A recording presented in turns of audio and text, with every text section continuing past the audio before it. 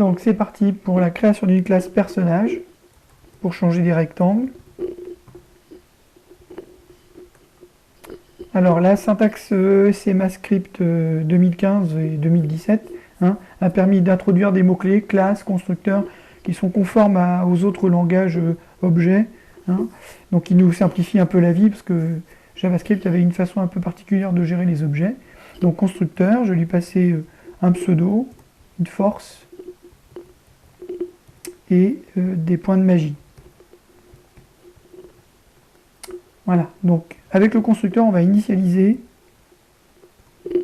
les attributs. Donc comment on fait ça? This, ceci, fait référence à la classe personnage. Point pseudo, je crée un premier attribut pseudo à ma classe personnage. Et je vais l'affecter avec la valeur du paramètre pseudo qui m'a été passé dans la méthode ou fonction constructeur. Il n'y a pas de confusion pour JavaScript, ça c'est un attribut. Ça, c'est la valeur contenue dans un paramètre d'une méthode ou d'une fonction. Ensuite, je recommence pour la force et la magie.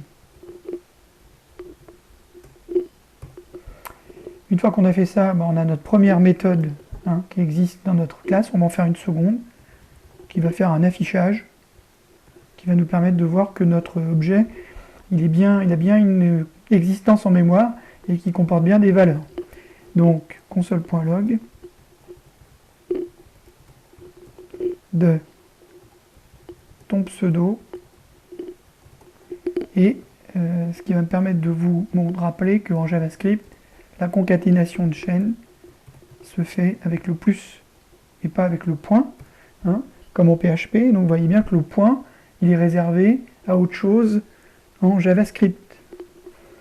Voilà, donc ça c'est fait. Donc là on a terminé notre classe, et ici notre classe est encapsulée par ces deux accolades, accolade de début, accolade de fin. Donc là c'est bien ma fin de classe.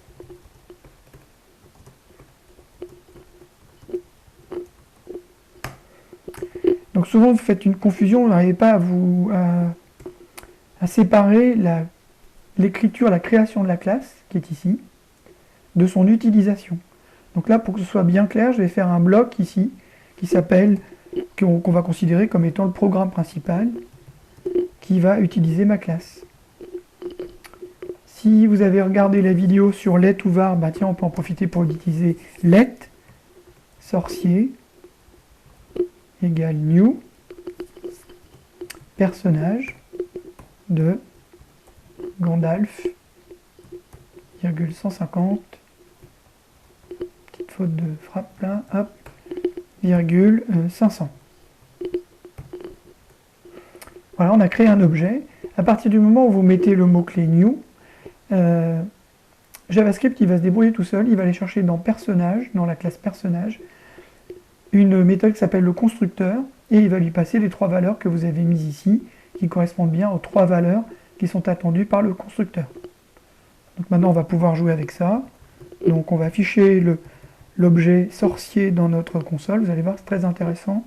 Au niveau affichage, il y a plein de choses, ça permet de comprendre plein de choses. Ensuite on va appeler la méthode affiche, donc sorcier.affiche. Et enfin je vais vous faire un petit affichage d'un attribut, par exemple la force. Voilà, je sauvegarde, vérifie que j'ai pas fait de bêtises, j'ai ma classe personnage, mon constructeur, début de fonction, fin de fonction, début de fonction, fin de classe.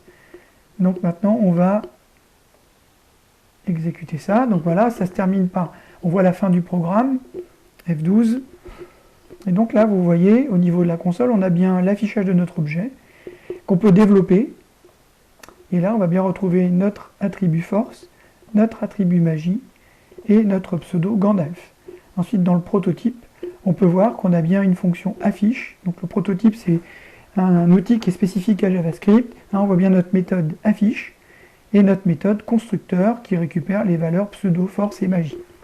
Donc on peut replier notre objet pour revenir à quelque chose de plus compact dans l'affichage, où on nous liste juste les différents attributs de notre objet sorcier.